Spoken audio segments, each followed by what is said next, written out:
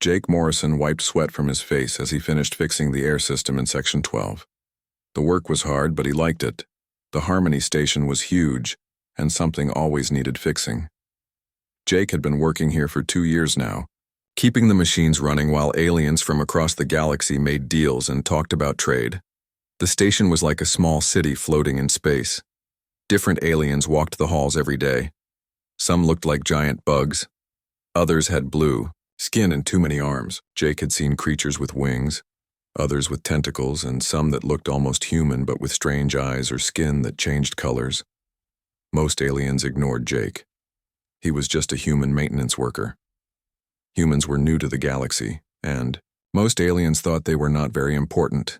That was fine with Jake. He did his job and stayed out of trouble. Today was different, though. The Vraxian Empire had sent a big group to the station. Jake had heard the other workers talking about it. The Vraxians were powerful. They could read minds and talk to each other without speaking. Other aliens were afraid of them or wanted to be friends with them to get better trade deals. Jake was walking through a quiet part of the station when he heard crying. The sound was soft, but it made him stop. He followed the sound down a small hallway that led to some old storage rooms. Not many people came here. Sitting on the floor near a broken light was a young alien woman. She had pale blue skin and silver hair that fell over her face. Next to her was a metal chair with wheels. Jake could see she had been crying because her face was wet with tears. Jake did not know what kind of alien she was, but she looked sad and alone. His sister Emma back on Earth used a wheelchair too. She had been born with a sickness that made her legs weak. Jake knew what it was like to see someone struggle when the world was not built for them. "Hey," Jake said softly. "Are you okay?" The alien woman looked up with surprise. Her eyes were big and purple, and they got even bigger when she saw Jake. She quickly tried to wipe her tears away. I am fine," she said. Her voice was quiet and had a strange accent. "You should not be here. Neither should you, I think," Jake said with a small smile. "This part of the station is pretty empty. Mind if I sit?" The woman stared at him like she could not believe what she was hearing. Jake sat down on the floor across from her anyway, keeping some space between them so she would not feel scared. "I'm Jake," he said. "I fix things around here." "You do not know who I am," the woman said. It was not a question. "Should I?" Jake asked. "You look upset. Sometimes it helps to talk to someone." The woman was quiet for a long time. Then she said, "I am Zara." "Nice to meet you, Zara." Jake pulled a small pack of crackers from his pocket. "Want some?" "They're from Earth. Not very fancy, but they taste good." Zara looked at the crackers like they were the most amazing things she had ever seen. You want to share food with me?" "Sure. Why not?" Zara took one cracker with shaking hands. She bit into it and her eyes got wide. "This is good, very good. My sister Emma loves these. She says they remind her of sunshine." Jake ate a cracker too. "So what brings you to the dark corners of Harmony Station, besides the great view of broken lights?" This made Zara smile just a little. It was the first time Jake had seen her smile, and it made her whole face look different. "Pretty. I was hiding," she said. "From the others. They were having meetings and I am not welcome there." "That doesn't sound very nice," Jake said. "Family meetings should include everyone." "Family?" Zara looked confused. "How did you know?" "Lucky, guess. You have that look people get when their family is being difficult." Zara laughed. It was a small sound, but real. "Yes. My family is very difficult." They sat in comfortable silence for a while, sharing the crackers. Jake noticed that Zara had trouble reaching for things. Her hands shook sometimes and she moved, carefully like she was in pain. "Can I ask about the chair?" Jake said gently. "I don't want to be rude. My sister has one too. Different style, though." Zara's face got sad again. "I was born wrong. My people, we are supposed to be strong in here." She pointed to her head. "I am weak, broken, so they pretend I do not exist." Jake felt angry on her behalf. That's stupid. You seem fine to me. You do not understand, Zara said. My people speak with their minds. I can barely do it. And I cannot walk far without help. I am useless to them. Well, you're not useless to me, Jake said firmly. You shared crackers with me and made me laugh. That's worth something. Zara stared at him again. You are very strange, Jake Morrison. How did you... Oh, right. The mind-reading thing. Can you read my thoughts right now? A little. Not much. But enough to know you are telling the truth. You really do not care that I am different. Why would I care? Different can be good. My sister Emma always says the world would be boring if everyone was the same. For the first time, Zara really smiled. It made her purple eyes shine. I would like to meet your sister Emma someday. Maybe you will, Jake said. But for now, want to see something cool? I know all the best hiding spots on this station. Zara nodded and moved into her chair. Jake noticed it was much more advanced than Emma's wheelchair. It made almost no sound and seemed to respond to tiny movements. That's pretty amazing, Jake said, pointing at the chair. Does it run on batteries or something else? Energy cells, Zara said. Very advanced. Could it handle stairs? It can float, Zara said with pride. Watch. The chair rose off the ground about 6 inches. Jake whistled in appreciation.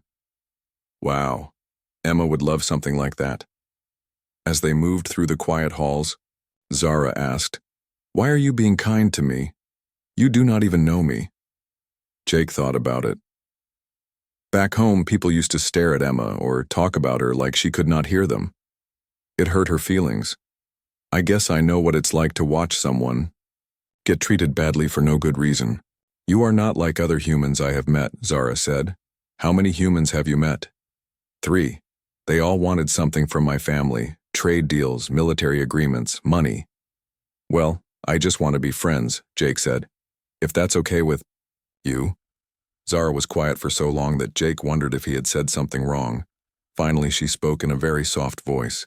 I have never had a friend before. Jake stopped walking. Never? Never. My people do not believe in friends for someone like me. And other aliens. She shrugged. They see the chair and think I am weak. Not worth their time. Their loss, Jake said firmly. Come on, let me show you the best view of the stars on this whole station. As they headed toward Jake's secret spot in the observation deck, neither of them noticed the small security camera that had been watching them, and neither of them knew that their friendship would soon change everything for both humans and Vraxians. Across the entire galaxy, 3 weeks had passed since Jake first met Zara in the empty hallway. Every day after his work was done, he would find her waiting in their secret spot by the big windows that looked out at the stars. She was always alone, and she always seemed happy to see him. Jake had learned a lot about Zara in those weeks. She was smart, really smart.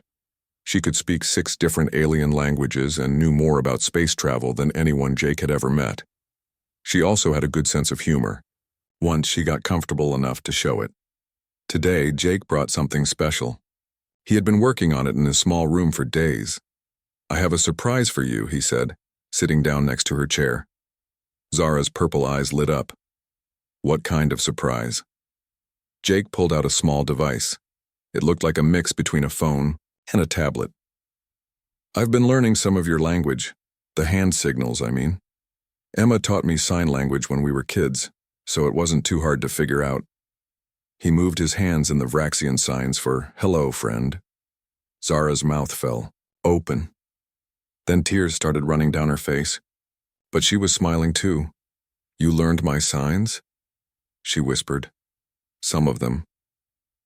I'm not very good yet, but I thought it might be easier for you sometimes. I know the mind-talking thing is hard work. Zara wiped her tears and signed back to him. Jake's device translated it. You are the kindest person in the galaxy. I doubt that, Jake said with a laugh, but I try. They spent the next hour with Jake practicing signs while Zara corrected his mistakes. She was a good teacher, patient and encouraging. Jake noticed that when she was teaching, she seemed different. more confident, like she forgot she was supposed to be ashamed of herself. "Can I ask you something?" Jake said during a break. "What's it like? The mind-talking thing your people do?" Zara was quiet for a moment. "It is hard to explain to someone who cannot do it. Imagine you are in a room full of people, but everyone is talking at once and you can only hear whispers. That is what it is like for me. Other Vraxians share thoughts as easily as breathing. For me, it is like trying to breathe underwater. That sounds hard. It is, and painful sometimes. When I try too hard, my head hurts for days." She touched her temple. "My family says I am broken because of this. But I think maybe I just work differently." Jake nodded. "Emma always says she's not broken, just built different. She can do things that other people can't, like she notices stuff that others miss. And she's really good at solving puzzles because she thinks about problems in ways other people don't." "What kind of things does Emma notice?" "Well, last time I was home, we went to a restaurant. Everyone else was talking and laughing, but Emma noticed that one of the waiters was sad. She could tell just by watching his face and how he walked. Turned out his dog had died that morning and he was trying not to cry at work." Zara smiled. "She sounds wonderful." "She is. Here, want to see a picture?" Jake pulled out his communication device and showed Zara a photo of him and Emma at a beach on Earth. Emma was in her wheelchair, but she was laughing at something Jake had said. Her dark hair was blowing in the wind. "She looks happy," Zara said softly. "She is. Most of the time anyway. It wasn't always easy for her growing up, but she never let it stop her from doing what she wanted." "What does she do for work?" "She's a computer programmer. Really good at it, too. She works from home and makes more money than I do." Jake grinned. "She always teases me about that." Zara stared at the picture for a long time. "On my world, someone like Emma would not be allowed to work. They would say she could not contribute anything useful." Jake felt that familiar anger rise up in his chest. "That's their loss. Emma has created programs that help millions of people. She made a system that helps kids with disabilities learn to read. She's probably helped more people than most politicians ever will. I wish I could do something like that," Zara said quietly. "What do you like to do? What makes you happy?" Zara thought about it. "I like to solve problems, technical problems. When the other Vraxians are in their meetings, I study the station's systems. I have noticed several things that could work better." "Like what?" "Well, the power distribution in Section 7 is not efficient, and the air recycling system could be improved with some small changes. Also, your communication arrays could be stronger with better positioning." Jake stared at her. "You figured all that out just by watching?" "I have a lot of free time," Zara said with a small shrug. "That's incredible. Have you told anyone about this stuff?" "Who would listen to me?" Jake stood up suddenly. "Come on. I want to show you something." They made their way through the station's halls. A few aliens looked at them strangely. A human maintenance worker and a Vraxian in a floating chair was not something you saw every day. But Jake didn't care, and Zara seemed to be getting more comfortable with the attention. Jake led her to the main engineering section. It was busy with technicians working on various systems. Captain Lisa Brooks was there, talking to her chief engineer about some problem. "Captain," Jake called out. Lisa Brooks turned around. She was a tall woman with short gray hair and kind eyes. She had always been fair to Jake, even when other officers looked down on him for being just a maintenance worker. "Jake, what can I do for you?" Then she noticed Zara. "Oh, hello. Captain, I'd like you to meet my friend Zara. She's been studying our systems and has some ideas that might help with the efficiency problems we've been having." The captain raised an eyebrow. "Oh?" Zara looked nervous, but Jake nodded encouragingly. She took a deep breath and said, "Your power grid in Section 7 loses approximately 15% efficiency due to poor routing. The main conduit should be rerouted through Deck 12 instead of Deck 10. It would reduce resistance and improve power flow to all systems in that area." The chief engineer, a man named Gary, looked surprised. How did you figure that out? We've been trying to solve that problem for months. I observed the power readings and cross-referenced them with the station blueprints, Zara said, gaining confidence. The solution is actually quite simple. Captain Brooks looked impressed. What else have you noticed? For the next hour, Zara shared her observations about the station's systems. Every idea she had was smart and practical. The engineering team listened carefully and took notes. Jake watched with pride as Zara transformed from a shy, hidden girl into a confident expert. These are excellent suggestions, Captain Brooks said finally. Would you be willing to work with our engineering team to implement some of these improvements? Zara looked shocked. You want my help? I want the best ideas regardless of where they come from, the captain said firmly. If you can help us make this station run better, then I'd be foolish not to listen. As they walked back to their usual spot later, Zara was quiet. Finally, she said, No one has ever asked for my help before, not with anything important. Well, you better get used to it, Jake said, because you're obviously really good at this stuff. I could not have done it without you, Zara said softly. You believed in me first. You made me believe in myself. Jake felt his cheeks get warm. You did the hard part. I just listened. That is more than anyone else has ever done. They sat by the big windows again, looking out at the stars. Jake noticed that Zara seemed different now. She sat up straighter. Her voice was stronger. She looked like someone who had just discovered something important about herself. Jake, she said after a while, I need to tell you something. What's that? I have not been entirely honest with you about who I am. Jake felt a little worried. What do you mean? Zara took a deep breath. I am not just any Vraxian. My father is Emperor Thane. I am Princess Zara, heir to the Vraxian Empire. Jake blinked. Then he started laughing. Why are you laughing? Zara asked, looking hurt. Because it explains so much, Jake said, wiping his eyes. The fancy wheelchair. The fact that you know 6 languages. Why you're always hiding from family meetings. You're a princess. Does this change things between us? Zara asked nervously. Jake looked at her, really looked at her. He saw the same smart, funny, kind person he had been getting to know for weeks. The same person who shared crackers with him and taught him sign language and just helped improve the station's power systems. Nope, he said. You're still just Zara to me. My friend who happens to be really good at engineering and also happens to be royalty, though I guess I should probably stop calling you Zara in public. Relief flooded her face. You can call me whatever you want. You are the only person who sees me as just Zara anyway. Good, Jake said. Because that's who you are. Everything else is just titles. As they watched the stars together, neither of them knew that tomorrow everything would change. Emperor Thane was coming to the station, and he had heard about his daughter's new friendship with a human. The galaxy was about to learn what happened when you underestimated the power of simple kindness. Jake knew something was wrong the moment he arrived at work. The entire station was buzzing with nervous energy. Security guards were everywhere, and all the regular maintenance schedules had been canceled. What's going on? He asked Gary, the chief engineer. Emperor Thane arrived early, Gary said, looking worried. 3 hours ago. He's brought a full battle fleet with him. Jake's stomach dropped. He thought about Zara and wondered if she was okay. They were supposed to meet later that afternoon, but now he wasn't sure if that would happen.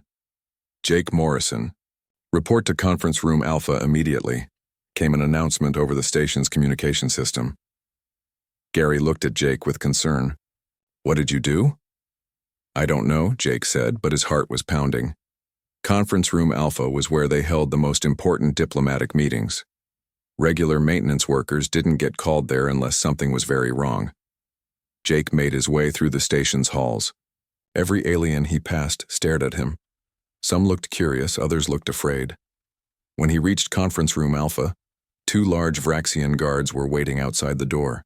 They were tall and intimidating, with dark blue skin and silver armor. You are Jake Morrison? One of them said. It wasn't a question. Yes. The Emperor will see you now. The doors opened and Jake stepped inside. The room was full of important people. Captain Brooks was there looking tense. So was Ambassador Kyle. Chen, who was sweating despite the cool air. Several other alien ambassadors sat around the large table, all looking uncomfortable. At the head of the table sat a man who could only be Emperor Thane. He was tall and powerful looking, with the same pale blue skin as Zara but much darker eyes. He wore simple clothes, but something about the way he sat made it clear he was used to being obeyed. And next to him, in her floating chair, sat Zara. She looked scared but tried to smile at Jake when she saw him. "Jake Morrison," Emperor Thane said in a deep voice. "Please sit." Jake sat in the empty chair across from the Emperor. Every eye in the room was on him. "I understand you have become friends with my daughter," the Emperor continued. "Yes, sir. She's a good person." Some of the aliens at the table looked surprised that Jake had answered so simply. Emperor Thane raised an eyebrow. "A good person. Interesting. What else would you say about Princess Zara?" Jake looked at Zara, who gave him a small nod of encouragement. He took a deep breath. "She's smart. Really smart. She figured out problems with our station systems that our engineers couldn't solve. She's kind and funny. She's patient when she teaches me things, and she's brave, even when people treat her badly." "You think she is brave?" the Emperor asked. "Yes, sir. It takes courage to keep trying when everyone tells you that you're not good enough. It takes courage to be kind to a stranger when most people ignore you. Zara has more courage than most people I know." Emperor Thane was quiet for a long moment. Then he said, "Most people see my daughter as weak, broken, a shame to our family." Jake felt anger rise in his chest, but he tried to keep his voice calm. "Then most people are idiots," several aliens gasped. Captain Brooks looked like she wanted to disappear under the table, but Emperor Thane smiled. "Explain," he said. "Look, I don't know much about your people or how things work in your empire," Jake said, "but I know Zara. She sees things other people miss. She thinks about problems differently because her brain works differently. That's not weakness, that's strength. Our society is built on telepathic ability," the Emperor said. "Those who cannot share thoughts fully are considered incomplete." "That's stupid," Jake said flatly. Several people made choking sounds, but Jake continued. "My sister back home has a disability too. People used to think she couldn't contribute anything because she's different. But she's created computer programs that have helped millions of people. She sees solutions that other programmers miss because she thinks about things in ways they never would." "And you believe my daughter has similar potential?" "I don't believe it, I know it. She's already proven it by helping fix problems on this station that had everyone stumped for months." Emperor Thane looked at his daughter. "Is this true?" Zara sat up straighter. "Yes, Father. Jake helped me realize that being different doesn't mean being useless. I have been working with Captain Brooks's engineering team." "Show me," the Emperor said. For the next hour, Zara presented her analysis of the station's systems. She explained the problems she had identified and the solutions she had developed. Her voice grew stronger and more confident as she spoke. Jake watched with pride as she transformed into the brilliant person he knew she was. When she finished, the room was silent. Emperor Thane looked thoughtful. "Impressive," he said finally. Then he turned back to Jake. "You have given me much to think about, Jake Morrison, but I did not bring you here just to discuss my daughter." "What do you mean?" The Emperor's expression grew serious. "My people are facing a crisis. For the past 50 years, fewer and fewer Vraxian children have been born with full telepathic abilities. The plague that affected my daughter before her, birth has spread. Soon half of our population will be like her. Different, as you say." Jake started to understand. "And you're worried about what will happen to them?" Traditional Vraxian society has no place for those who cannot share thoughts fully. We have always believed that telepathy is what makes us superior to other species. But if half our people lose this ability, your whole society could collapse," Jake finished. "Yes, unless we learn to adapt, to value our people for their individual strengths rather than their telepathic power alone. The Emperor looked directly at Jake. This is why I came here, not for trade agreements or military alliances. I came to see if humanity might teach us how to live with diversity. Jake blinked. You want to learn from us? Humans have no telepathic abilities at all. Yet you have created a successful civilization. You have learned to include those with disabilities, to see strength in difference. My daughter tells me this is common in human culture. Well, we're not perfect at it, Jake said honestly. But we try. We've learned that when you give everyone a chance to contribute, everyone benefits. Emperor Thane nodded slowly. This is what I hoped to hear. He stood up, and everyone else in the room did the same. Jake Morrison, I have a proposal for you. Okay. I want you to come to the Vraxian homeworld as an ambassador. You would help us learn to adapt our society, to find ways to value all our people. In exchange, we would share our technology and knowledge with humanity. Jake's mouth fell open. Me? But I'm just a maintenance worker. I don't know anything about being an ambassador. You know how to see the value in people others dismiss, the Emperor said. You know how to adapt and problem solve. You know how to be kind without expecting anything in return. These are exactly the skills we need. Jake looked around the room. Captain Brooks was nodding encouragingly. Ambassador Chen looked shocked but pleased. And Zara was smiling at him with tears in her purple eyes. I need to think about it, Jake said. Of course. Take all the time you need. Emperor Thane moved toward the door, then paused. Jake Morrison, in 1 month, you have accomplished something that years of formal diplomacy could not. You have shown my daughter her own worth, and in doing so, you have shown me a different way forward for my people. After the Emperor and most of the others had left, Jake found himself alone with Zara. I cannot believe you called my father's beliefs stupid, she said, but she was laughing. I probably shouldn't have done that, Jake admitted.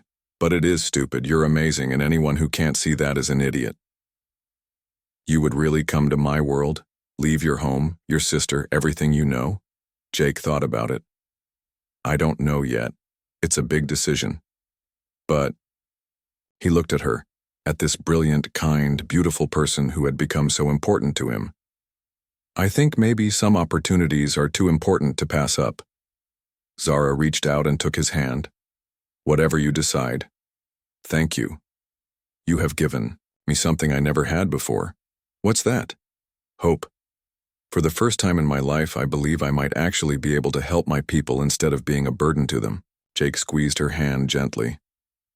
You were never a burden, Zara. You just needed someone to see you for who you really are. As they sat together, both of them felt that something fundamental had changed. What had started as a simple friendship between two lonely people had become something much bigger. Neither of them knew that their bond would soon be tested in ways they couldn't imagine, or that the fate of entire civilizations might depend on the strength of their connection. But they knew that whatever came next, they would face it together. 2 months had passed since Jake agreed to become an ambassador. He had been learning everything he could about Vraxian culture and galactic politics. Zara had been his teacher for most of it, and their friendship had grown even stronger. Jake was in the middle of studying trade agreements when alarms started blaring throughout the station. Red lights flashed in the halls and the automated voice announced, "All personnel to emergency stations, this is not a drill."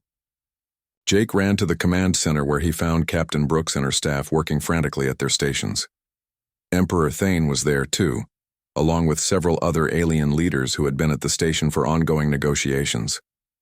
What's happening? Jake asked. 3 Vraxian colonies have gone silent, Captain Brooks said without looking up from her screens. All communication stopped exactly 23 minutes ago. Pirates? Jake suggested. No, Emperor Thane said grimly. This is something else. Something we hoped we would never see again. Before anyone could ask what he meant, the main screen lit up with an incoming transmission. The image was fuzzy at first, then cleared to show a Vraxian ship captain. He looked terrified. This is Captain Vex of the transport ship Dawn Runner, the man said. We are fleeing the Kilos system. The colonies there have been attacked by unknown vessels. The attackers, they did something to our people. The telepaths started screaming and then they collapsed. Most are unconscious, some are dead. The transmission cut off. The command center was silent for a moment. Get me Admiral Grant on subspace, Emperor Thane ordered. A few minutes later, another Vraxian appeared on screen. This one was older, with scars on his face and tired eyes. My Emperor, the Admiral said, I have troubling news. The attacks were not random. Our sensors detected energy signatures we have not seen for over 1,000 years. The Shadow Collective, Emperor Thane whispered. Jake had never seen the powerful Emperor look afraid before. Who are the Shadow Collective? He asked. An ancient enemy, Emperor Thane explained. They were defeated long ago by an alliance of telepathic species. We thought they were extinct. What do they want? To destroy all telepathic life in the galaxy. They believe that mind readers are a threat to the natural order. They created weapons designed specifically to attack telepathic brains. Admiral Grant's voice came through the speakers again. My Emperor, there is more. The weapons they used, they had no effect on Vraxians with limited telepathic ability. Several survivors from the colonies report that those like Princess Zara were completely unaffected.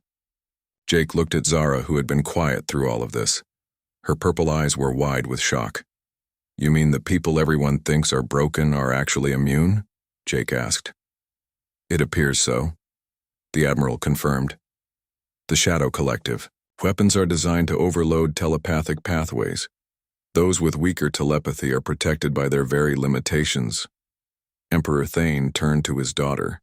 Zara, I need you to contact every Vraxian you know who has limited telepathic ability. We need to organize them immediately. Father, there are not many of us, and most are hidden away, ashamed of their differences.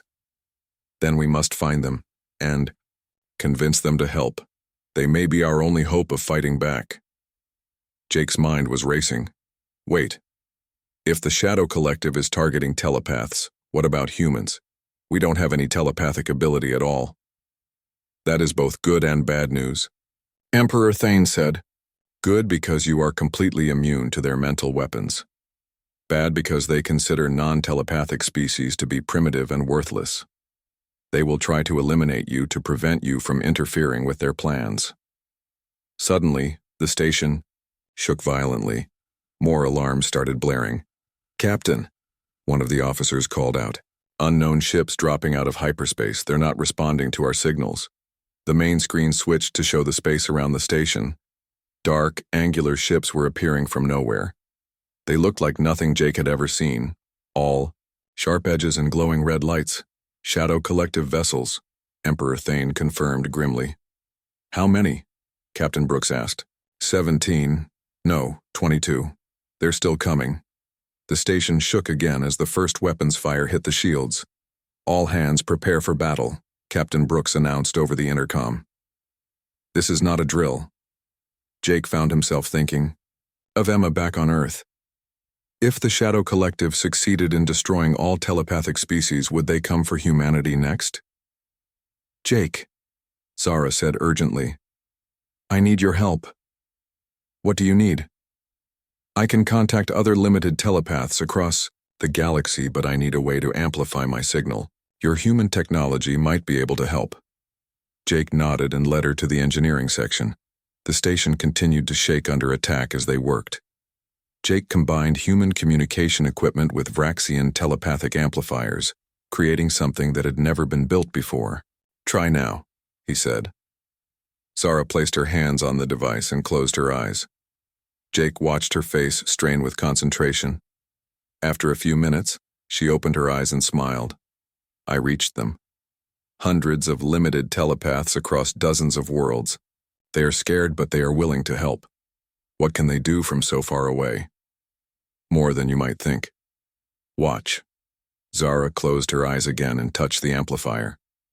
This time, Jake felt something strange in his mind.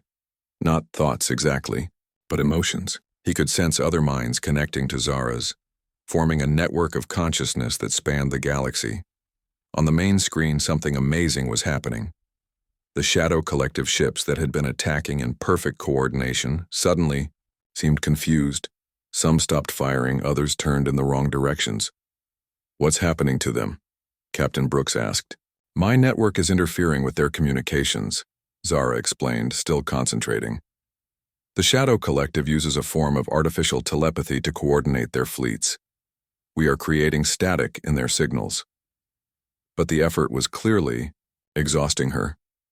Sweat was running down her face and her hands were shaking. "I cannot maintain this for long," she said. Jake looked around the command center. Everyone was fighting bravely, but they were outnumbered. The station's shields were failing, and more Shadow Collective ships kept arriving. Then Jake had an idea. "Zara, can your network communicate with human ships?" I do not know." "Why?" "Because humans might be immune to their mental weapons, but we're not helpless. Earth has a fleet too." Jake turned to Captain Brooks. "Can you get a message to Earth?" "Command?" "I can try, but it will take hours for them to get here even at maximum speed." "Then we better give them a reason to hurry." Jake worked frantically to send a message to Earth, explaining the situation and the threat the Shadow Collective posed to all life in the galaxy. He emphasized that human immunity to telepathic attacks made them uniquely qualified to fight this enemy. Meanwhile, Zara's network of limited telepaths continued to disrupt Shadow Collective communications. It wasn't enough to win the battle, but it was buying them precious time. "Jake," Zara said weakly, "I am losing the connection.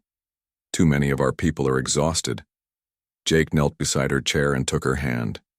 "You've done amazing work. Rest now. But if I stop, they will coordinate their attack again. Then we'll have to find another way to fight them." As if summoned by his words, Captain Brooks called out, "New contacts on sensors. Multiple human ships dropping out of hyperspace." On the main screen, sleek human vessels appeared and immediately opened fire on the Shadow Collective fleet. The timing was perfect. The alien ships were still confused from Zara's telepathic interference. "This is Admiral Martinez of the Earth Defense Force," came a voice over the communications. "We received your message, Jake. Let's see what these Shadow Collective ships can do against good old-fashioned human stubbornness." The battle that followed was intense but brief. The Shadow Collective ships, designed to fight telepathic opponents, were not prepared for human tactics and technology. Within an hour, the surviving alien vessels retreated back into hyperspace. But Jake knew this was just the beginning. The Shadow Collective was still out there, and they would be back with a better plan. "We won this time," he said to Zara as they watched the human ships patrol the area around the station. "But they'll learn from this defeat." "Yes," Zara agreed. "But so will we. Today proved that those our societies have dismissed as weak or worthless may be our greatest strength." Emperor Thane approached them, his expression thoughtful. "The galaxy has underestimated both humans and limited telepaths. I believe it is time for a new alliance, one based not on traditional power, but on the strength that comes from embracing our differences." Jake looked out at the stars, thinking about the battles to come. The Shadow Collective would return, probably in greater numbers. But they would face not just traditional telepathic powers, but a new kind of alliance, one that valued every individual's unique abilities. "We'll be ready for them," Jake said firmly. "All of us, working together." Zara squeezed his hand. "Together," she agreed. Neither of them knew that their greatest test was yet to come, or that the fate of every thinking being in the galaxy would soon rest on the bond between a human maintenance worker and an alien princess who had learned to see her differences as strengths. 6 months after the first Shadow Collective attack, Jake found himself in a place he never could have imagined, leading a secret mission deep into enemy territory aboard a stealth ship called the Silent Runner. The galaxy had changed dramatically since that day at Harmony Station. The Shadow Collective had returned with larger fleets and better tactics, attacking colony after colony. Traditional military forces struggled against an enemy that could shut down the minds of telepathic soldiers before they could even fight back. But Jake and Zara had helped create something new, the Diversity Alliance. It was made up of humans, limited telepaths from various species and other beings who had been overlooked by their societies. Together, they had won several important battles against the Shadow Collective. Now they were attempting their most dangerous mission yet. Target. Facility is 200 kilometers ahead, reported Amy, the ship's human pilot. She was young but skilled, chosen specifically because her non-telepathic mind couldn't be detected by enemy sensors. Jake checked his equipment one more time. Next to him, Zara was doing the same with her specialized gear. They had learned to work as a perfect team over the past months, combining his practical skills with her technical genius. "Remember the plan," Jake said to the small team around him. "We get in, plant the virus in their central computer, and get out. No heroes, no unnecessary risks." "Speak for yourself," said Marcus, one of the other humans on the team.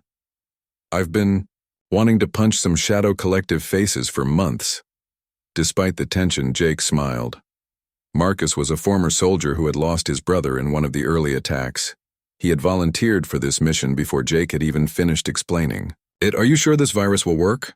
asked Krell, a Vraxian with limited telepathy who served as their communications expert. "It should," Zara said confidently. "The Shadow Collective uses a combination of artificial telepathy and quantum computing to coordinate their fleets. This virus is designed to create feedback loops in both systems. It will not destroy them completely, but it will make their coordination impossible for several weeks, long enough for the Alliance fleets to launch a major counterattack," Jake added. The ship shuddered slightly as they entered the Shadow Collective facility's outer perimeter. Jake's heart started beating faster. They had practiced this mission dozens of times, but he knew that no plan survived contact with the enemy. "Setting down in Landing Bay 7, Amy announced. "Security looks light, just like our intel suggested." They landed without incident. The Shadow Collective facility was dark and cold, with sharp metal corridors that seemed designed to intimidate visitors. Jake and his team moved quickly but quietly through the passages, following the route they had memorized. Everything went according to plan until they reached the central computer core. "That's not right," Zara whispered, looking at her scanner. "There should be minimal security here, but I'm detecting dozens of life forms." Jake peered around the corner and saw the problem. The computer core was surrounded by Shadow Collective soldiers, tall, thin beings with gray skin and glowing red eyes. They were clearly waiting for something. "It's a trap," Marcus said grimly. "No," Jake realized with growing horror. "It's worse than that. They knew we were coming." As if summoned by his words, a voice echoed through the corridors. It was cold and mechanical, speaking perfect human English. "Jake Morrison and Princess Zara of the Vraxian Empire. You have caused us considerable trouble. Please surrender now, and your deaths will be quick." Jake looked at his team. They were outnumbered at least 20-1, trapped in an enemy facility with no easy way out. "Options?" he asked quietly. "We could fight our way out," Marcus suggested, but his tone suggested he knew it was hopeless. "The virus could still work if we can get to the core," Zara said. "But someone would have to hold off the guards while the upload completes." Jake knew what that meant. Whoever stayed behind wouldn't be coming home. "I'll do it," he said immediately. "No," Zara said firmly. "I will. My telepathic abilities, even limited ones, will help me anticipate their movements. I have a better chance of surviving long enough." "Zara, I'm not letting you—" "This is not your choice to make," she interrupted. "This is my decision. My people, my responsibility." Jake stared at her, seeing the determination in her purple eyes. Over the past months, she had grown from a scared hidden princess into a confident leader. He was proud of her, even as his heart broke at the thought of losing her. "There might be another way," Amy said suddenly. "What if we create a distraction? Draw the guards away from the core?" "How?" Amy grinned. "I'm going to crash our ship into their main power generator. That should get their attention." "Amy, no," Jake protested. "That's suicide." "Maybe, but it might give you two enough time to complete the mission and escape." Before anyone could stop her, Amy was running back toward the landing bay. Jake heard the sound of the ship's engines starting up.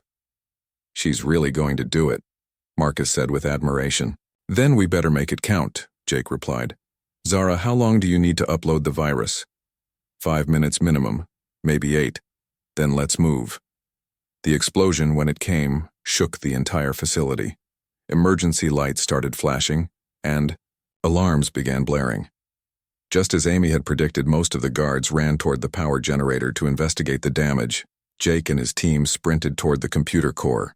Only a few guards remained, and Marcus and Krell engaged them while Jake and Zara reached the main terminal. Uploading now, Zara said, connecting her device to the alien computer system. Jake watched the progress bar creep slowly upward. 2%, 5%, 10%. We've got company, Marcus shouted. More guards were arriving, having realized what was happening. Jake drew his weapon and joined the fight. The Shadow Collective soldiers were tough and well-trained, but they weren't prepared for the desperate fury of beings fighting for everything they held dear. 15%, 20%, 25%. Jake, Zara called out. There's a problem with the upload. Their security system is trying to block the virus. Can you get around it? I can try, but I need to use my telepathic abilities to interface directly with their network.